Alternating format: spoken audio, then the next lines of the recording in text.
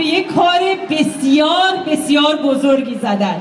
تا براشون دست نزنین من نمیگم چی کار کردن. آقای دکتر یک کلینیک برای کسانی که بیمه ندارن درست کردن که هموطنان ما رو به طور رایگان اونجا مداوا بکنن. افتخار اینو دارم که آقای دکتر علایی، میدونید که ایشون و برادرشون در زمینه ایدز بسیار فعال بودن، باز از اون جوانانی هستن که برای ما ایرانیان و کشورمون ایران افتخار آفریدن.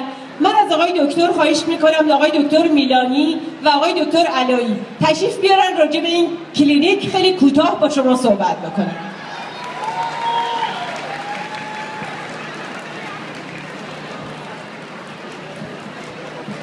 سلام عرض میکنم به همه هموطنان عزیز و گرامی و پیشاپیش سال نو رو به همه تبریک میگم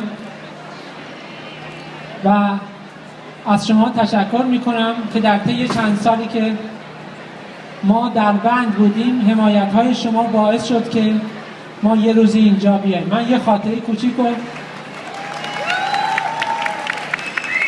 میخوام تعریف کنم. چند سال پیش در چنین روزی ما در بند بودیم و خانواده ما نگران ما بود، اما در سال نو هزاران هزار کارت تبریک سال نو از طرف شما دوستان به خانواده ما رسید که هرچند که فرزندان شما اینجا نیستن اما ما با شما هستیم. من میخوام از شما تشکر کنم واقعا. امروز ما میخوایم به جامعه آمریکایی نشون بدیم که ما ایرانی ها هم به خودمون و هم به غیر ایرانی ها میخوایم خدمت کنیم و مهمترین خدمت سلامتیه.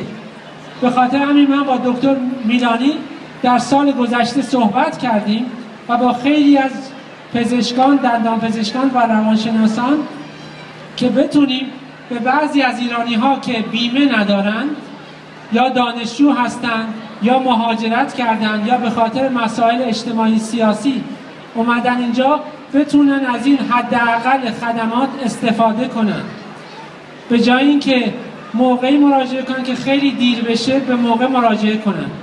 و چون که ظرفیت کلینیک محدوده ما سعی میکنیم به کسایی که بیشتری نیازو دارن این خدمات ها رو ارائه بدیم. به خاطر همین به شما خواستم بگم که ما واقعا به کمک شما احتیاج داریم در هر زمینه‌ای که هستید، در فیلد پزشکی هستین، در فیلد هنر هستین، بیزینس هستین، بتونیم کمک کنیم که ما بتونیم این کار رو تکرار کنیم در جاهای دیگه، در لس آنجلس، در تورنتو و در اروپا، که این فرهنگ جا بیفته که بتونیم ما ایرانی ها به ایرانی ها و غیر ایرانی ها کمک کنیم. اینه که من از دکتر میلانی خواهش میکنم که به جزئیاتش توضیح بده.